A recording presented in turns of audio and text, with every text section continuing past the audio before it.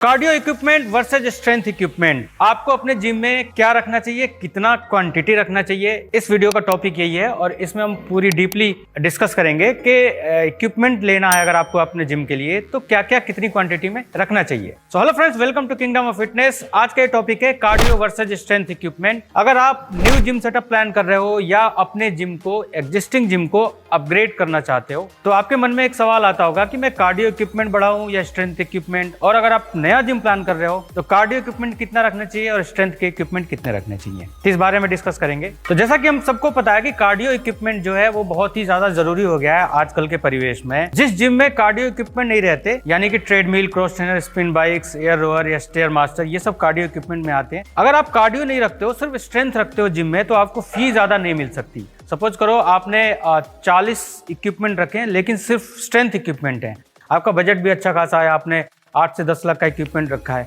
लेकिन उसमें अगर कार्डियो इक्विपमेंट नहीं है तो आपको फी 500 से ऊपर मंथली नहीं मिल सकती। अगर उसी में आपने स्ट्रेंथ इक्विपमेंट की जगह कार्डियो थोड़ा बहुत रख लिया तो आपकी फी सीधा जंप होकर 1000 रुपीज पर मंथ हो जाती है या 800, 900 ऐसे हो जाती है। आप सिग्निफिकेंट देखो कार्डियो इक्विपमेंट की कि कितनी ज्यादा जरूरी है। स्ट्रेंथ इक्विपमेंट भी होना जरूरी है। अगर आपके जिम में ज्यादातर लोग वेट लॉस के लिए आ रहे हैं, आपका टारगेट ऑडियंस वेट लॉस है, फीमेल मेंबरशिप ज्यादा है, तो आपको कार्डियो इक्विपमेंट रखना पड़ेगा। अब कितना रखना पड़ेगा ये मैं आपको वीडियो के लास्ट में बताऊंगा, ताकि आपको बिल्कुल कॉन्सेप्ट पहले क्लियर कर दूं कि कैसे कैसे आपको प्लान करना है। अब स्ट्रेंथ इक्विपमेंट, अगर आपका टारगेट क्लाइंट यंग ऑडियंस है तो मसल बनाने के लिए, फिटनेस के लिए, बॉडी बिल्डिंग के लिए, बॉडी टोनिंग के लिए ये स्ट्रेंथ इक्विपमेंट में ही काम आएंगे। वैसे तो दोनों बहुत जरूरी हैं, लेकिन कितनी क्वांटिटी रखनी है ये ज्यादा जरूरी है जानना आपके लिए। अब अगर आपका टारगेट ऑडियंस, पहले आपको लिखना है कि मैं जिस लोकेशन पे जिम खोल रहा हूँ वहां पे मेरी टारगेट ऑडियंस क्या है। अगर वजन कम करने वाले ज्यादा आ रहे हैं, वहां पे एक ऐसी जेंट्री रहती है जो कि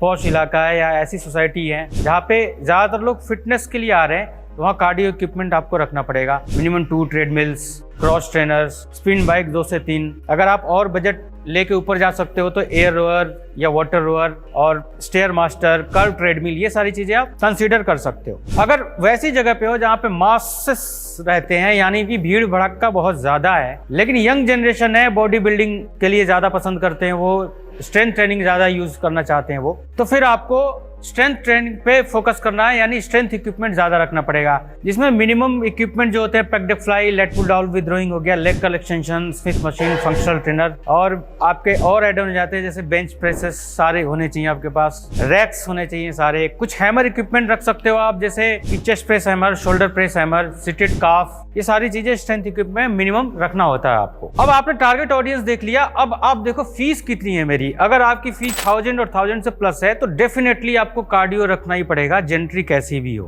क्योंकि फी ही तब मिलेगी आपको जब कार्डियो का कॉम्बिनेशन बहुत अच्छा रहेगा। एक बैलेंस बना के चलना आपको। मैं देख रहा हूं कि जब अब जो जिम लगते हैं, अगर वो रूरल एरिया में भी लगते हैं, जैसे थोड़ा सा छोटा कस्बा और वहां भी जिम लगता है, तो मिनिमम 1 ट्रेडमिल, कुछ साइकिल्स, 2 से 3 साइकिल्स, 1 क्रॉस ट्रेनर, या क्रॉस ट्रेनर नहीं भी है तो स्पिन बाइक और ट्रेडमिल तो होता ही है वहां पे। क्योंकि ये जेंट्री जो वजन कम करने वाली है, जो अपने जनरल फिटनेस के लिए आती है जिम में, ये सब जगह अवेलेबल है और उनको वो चाहिए, उनको ट्रेडमिल, साइकिल, क्रॉस ट्रेनर्स, ये कार्डियो इक्विपमेंट चाहिए ही चाहिए, और वो फिर फी भी अच्छा पे कर सकते हैं। तो क्या होता है कि आपको कॉम्बिनेशन पे ध्यान देना है, एक बैलेंस लेके चलना है कार्डियो का और स्ट्रेंथ का। अगर रूरल एरिया या सेमी अर्बन या अर्बन है, छोटा डिस्ट्रिक्ट है, तो आप कार्डियो कम रखो, स्ट्रेंथ ज्यादा रखो। अगर आप प्रॉपर सिटी में कर रहे हो तो कार्डियो का और स्ट्रेंथ का कॉम्बिनेशन बना के चलना। अब बात करते हैं कि कितना एग्जैक्ट कितना क्वांटिटी होनी चाहिए। तो मिनिमम 20-80 का कॉन्सेप्ट है कार्डियो और स्ट्रेंथ सेक्शन में। इंडिया का एक सर्वे बताता है कि अगर आपके पास 30 टोटल इक्विपमेंट है तो मिनिमम 6 इक्विपमेंट आपके पास कार्डियो के होनी चाहिए।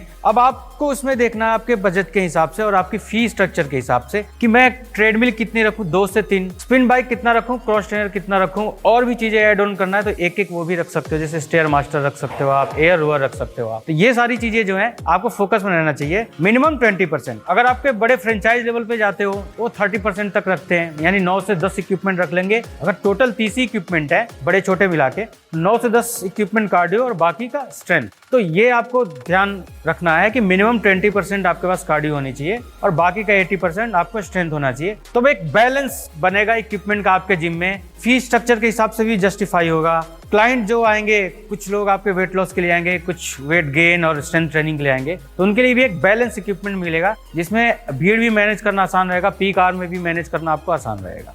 तो आशा करता हूँ आपको कॉन्सेप्ट क्लियर हो गया होगा कि कार्डियो मैं कितना रख सकता हूँ और स्ट्रेंथ कितना रख सकता हूँ। अब हमारे अलग अलग पैकेजेस बने हुए हैं, 6 लाख, 8 लाख, 10 लाख। उसमें आप जाके देखो कि वीडियो डली हुई है, आप चैनल पे जाओ, उन वीडियो को आप देखो एक एक करके कि कितने कितने हमने उसमें कार्डियो रखे हैं और स्ट्रेंथ रखे हैं, और जो आपको ऑप्ट करना है या अपनी कोई लिस्ट बनानी है, उस वीडियो की हेल्प लेके और आप अपनी लिस्ट तैयार करके हमें भेज सकते हो। हम उसका बेस्ट प्राइस आपको कोटेशन में प्रोवाइड करेंगे। तो इस वीडियो में इतना ही था। Thank you so much.